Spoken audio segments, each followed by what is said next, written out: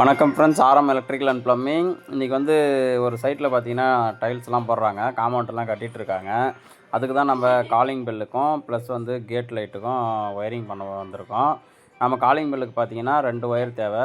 ஒன்று main line plus point, calling பெல்லோட point ஒன்று தேவை.